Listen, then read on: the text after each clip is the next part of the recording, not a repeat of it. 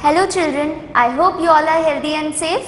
I, Miss Kunjan Daswani from Shiv Jyoti Educational Group Kota, welcome you all to the e-learning classes of English Grammar, chapter number 2, 3 of your English Grammar book, that is Everyday English Grammar and Composition. Chapter number 2, that is singular and plural nouns. Okay, so on the basis of number, when we talk about number, okay, so nouns are categorized into two categories, that is singular noun. First one is singular noun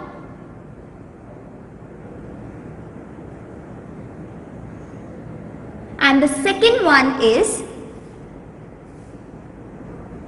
plural noun. Okay, so in the singular noun, singular means when we are referring to one person, place, animal or thing. Okay, when we are referring to one thing or person or place or animal, that noun would be singular noun. Okay, but when I talk about plural noun, it refers to more than one thing. Okay, when we are referring to more than one person, place, animal or thing, that time the noun would be what? Plural noun. So first example, I will give you examples of both, that is singular and plural. So first we will take the example of singular noun. I am writing box over here. So box is referring to only one box, right? Only one box we are talking about over here. So this is the example of singular noun. But what would be the plural noun of box? Okay, so the plural noun of box would be boxes. That means boxes refer to more than one box, right? So that is why this is an example of plural noun. Okay, now there are some ways to change this singular, to change the singular to its plural form. Okay, so what are these ways? Let's see the first way, that is ways to form plural noun. Okay, so the first way is what? The first way is to change some nouns from singular to plural, we only add s at the end. For some nouns, we just need to add s in the last. So just simple thing what we need to do is we just need to add s. Okay, we'll just add s. Like I am giving you example of shop. Okay, it's shop. To make the plural, we'll just add s in the last, that is shops, right? Now moving to the second rule. What is the second rule? If the noun ends in a hissing sound, that is if it's ending with s, double s, sh, ch or x, we will add es in the last. So the second rule is what? Add es, right? We'll add es in the last. And some examples I can give it like dress. It's ending with double s, right? That means it's having a hissing sound. So what we will do to make its plural? We will add es in the last. That is dresses. We just added es. You can see it over here. We just added es. Okay. So this was this rule number second. Now rule number third. Rule number third is if the noun ends in y and the letter before the y is a consonant, change the y into I and add es. So if the noun ends with what? Y. Okay, so the first thing you need to do is you need to see if it's ending with y and before y if there is a consonant. What you all know what is a consonant? The letters other than the vowels. That means other than a, e, I, o, u. That other than these letters, the other letters are consonants, right? So if y before y there is a consonant, what you will do is you will replace y with I and then you will add es. We'll understand it by seeing an example. Okay, I am writing an example, that is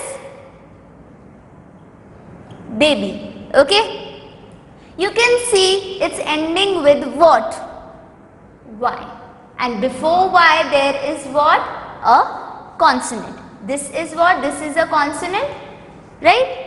So what we will do is, we will add I in place of Y. I just added I in place of Y. You can see here, you can see after B there was Y, but you can see here after B there is I, because we replaced Y with I, okay, and then we added ES. Okay, so this is what we need to do when it's ending with Y and before Y there is a consonant. Okay, I'm writing in short, that is if it's before Y there is a consonant. Now moving to the fourth rule. What is the fourth rule? Let's see. The fourth rule is, if the noun ends in Y and the letter before Y is a vowel. Now here also we are talking about Y only, it's ending with Y, but there is a difference. Here before Y there was a consonant, but here before Y there is a vowel. We just need to add S in the last. Okay, हमें सिर्फ क्या add करना होता है? S. Just see. Ends with Y and before Y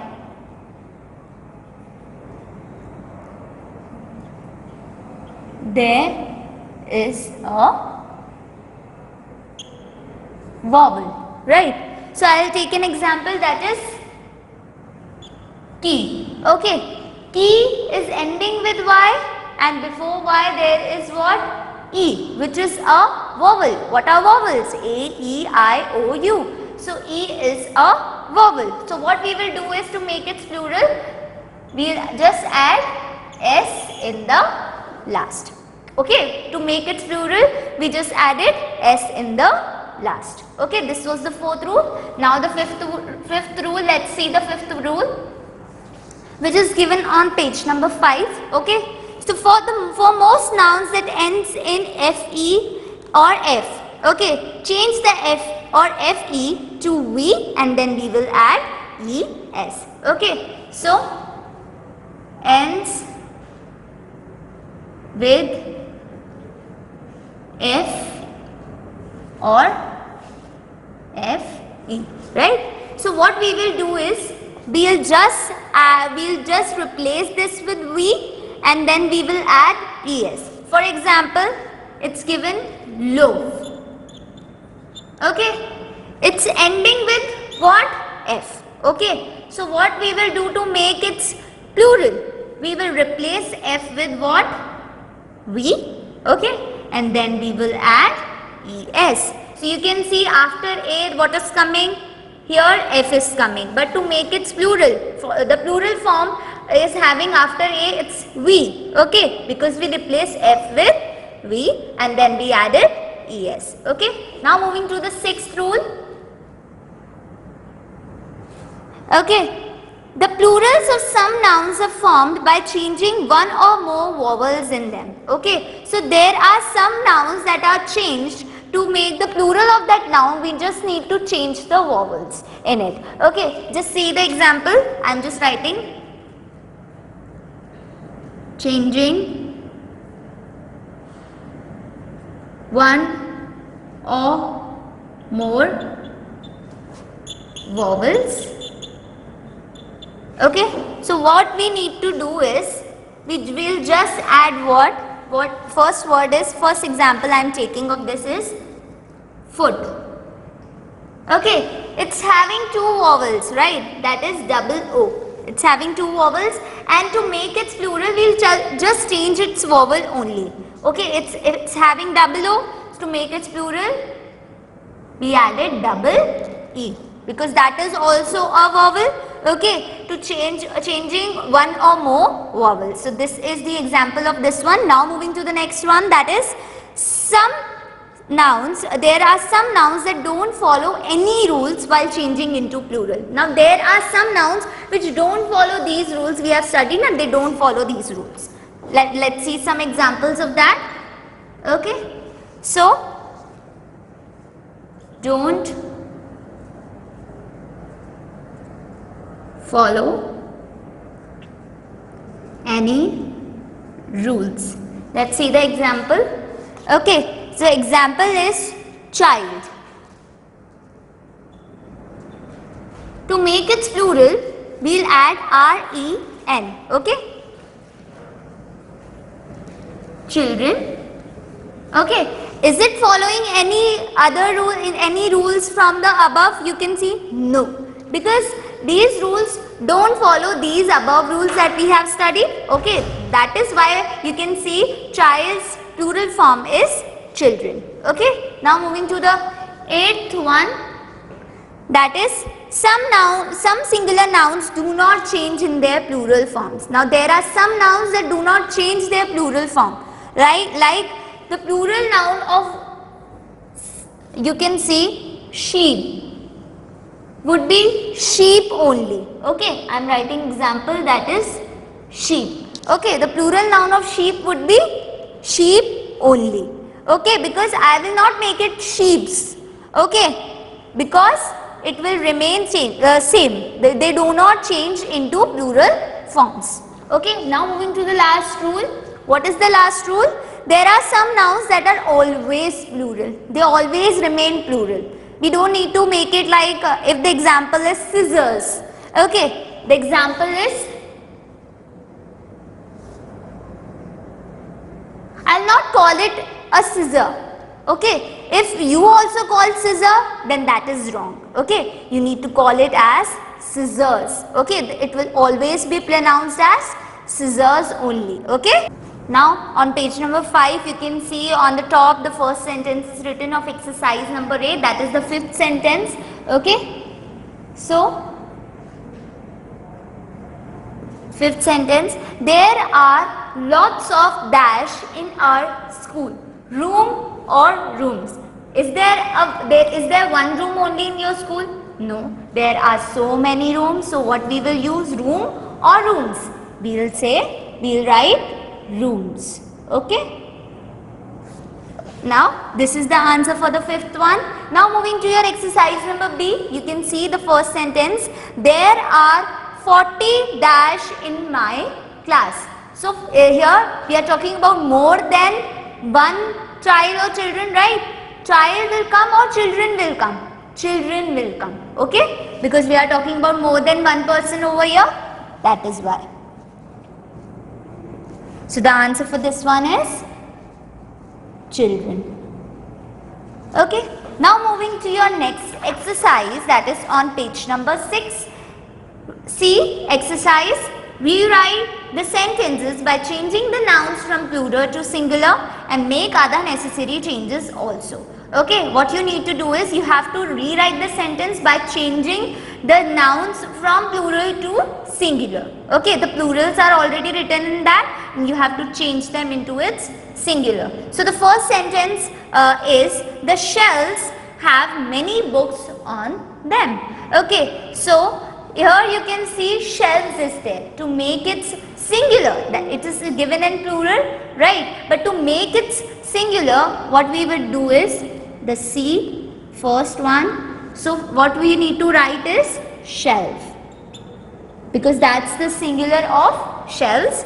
Okay, so the answer is shelf. And one more thing, you need to make other necessary changes also, right? You have, you need to change it into has now, because we are talking about one shelf only. Okay, so have will be changed into has. Okay, and one more thing is that many would be changed into a, because in the above sentence we were talking about many books. Now we have to change it into singular, so now we will talk about only one thing, that is why many would be changed into a. Okay, and the example is there, books. So books will be converted into book, because now we are converting plural from plural to singular. Okay, so books will be converted into book, and it was written them in the last. Okay, so them will be converted into it, because that's a non-living thing. Okay, that is why we used it, not her or him, or like these examples. Okay, so this is the exercise of chapter 2, that is singular and plural nouns. Please refer to your book on page number 4, 5 and 6. You can find the exercises. Now we will see what are countable and uncountable nouns. You can open your books to page number 7 for that. Okay, for this chapter, that is chapter number 3. Okay, so the word itself is suggesting that something would be related to countings only. Okay, right? If I can say the things that you can count are categorized into the first category, that is countable noun, and the things that you can't count are categorized into the category that is what? Uncountable nouns. So I can say like that countable nouns are nouns that we can count, right?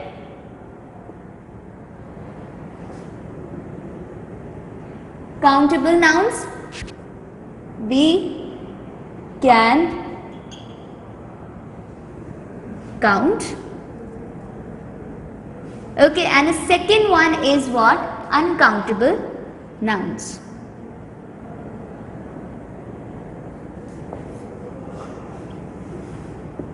Things we can't count. So I am writing we